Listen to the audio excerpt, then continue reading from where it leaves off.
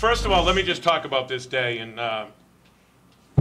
you know, being a Worcester kid, I'm just very proud of this day. It started 4 years ago, and envisioned it growing to this way, but it took a lot of hard work. And I want to thank Dr. Boone and Mark Berthium, and especially my friend Phil Giarusso, who plays ball with me here Thursday nights. And we said, Phil, we got to fill this place this year. And he said, Coach, I'm going to take half the principals. You take half the principals. Let's call them all and personally invite them. And we to have over 2,500 kids was just awesome. And he just said to me on the way out, that's the type of guy he is, Coach, we're going to get more next year. And I'd love that. I'd love that. And just terrific for the city kids. And saw some of those kids wearing the T-shirts. And this is better than Christmas Day for some of those kids. And it just makes me very proud and proud of how my girls interact with them, and want to get these guys back to high-five the rest of them. So just very proud of this day that it's turned into this, and we hope to keep it going and keep it growing, as they say. But being a Worcester Public School kid, this is very near and dear to my heart. Now the game, we played a tough UMass Lowell team. I was worried about this game because they have a lot of firepower, and I thought our guys really hung together. And we switched up defenses enough between the zone and the man-to-man and to keep them off balance. And especially in the second half when they're away from the bench, that's where I counted on my 3 juniors to really talk and mix things up. And we held them to 34%, even though it looked like every 3 they shot came in. They still only shot 34% from the game. And I thought down the stretch, Raquel took the ball to the hoop once and got fouled when we really needed a basket, and she made 2. Then we needed a basket. We executed chest down, and Raquel made one more pass in front of the bench to Katie Doherty, a freshman who had ice water in her veins, and buried it. And then we executed, I think, Falcon, and they went under the screen. Raquel's screen, they went under it, and Lisa stepped back and hit a big 3. So we executed when we had to. That's what you're going to have to do in Patriot League games. You're going to have to get stops. But I thought the 3 juniors especially really were together, and maybe they can talk about that, but they were on the same page, and they were making sure we won this game. Yeah, and when we came out in the beginning, Coach Gibbons said before the opening tip that there should be an investigation if we don't have energy, and I think the kids just brought us a lot of energy. We came out, we executed well. I think we were up to like an 8-0 lead in the beginning. Right, yeah. And I just thought offensively we executed. We started turning it over, but then we controlled ourselves, and we went in to halftime with a nice lead. Yeah, I agree with what both of those guys said, and I think after the UMass game, we kind of had, kind of had to regroup a little bit, and I think that this game was good for us because we played well and we played together as a team, and that kind of builds off of the things we kind of went over this week, and that was with the team meetings and stuff. So. Yeah. Also, just going off what Kate said, I think there were points in today's game where it felt like our shots weren't dropping, or maybe they were getting their hands on loose balls. But also just being a team and kind of coming together, we controlled the controllables today.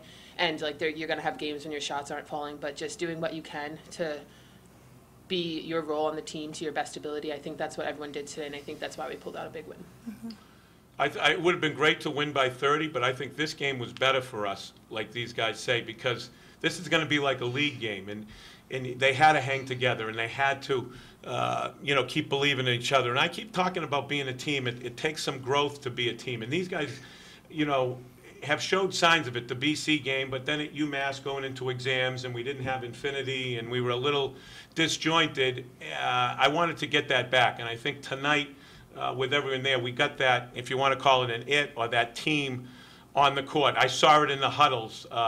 Raquel said at one point, let's go, we're getting a stop this time, and then we're scoring and getting another stop or something like that. That's what all our great teams have done. So this was just what the doctor ordered. This is always a tough game. These guys are coming off finals and papers. I couldn't get Raquel was my girl on when practice was going to be. I couldn't get a hold of her this week because she was buried in the library all hours of the night with no phone. So they're coming off finals and papers.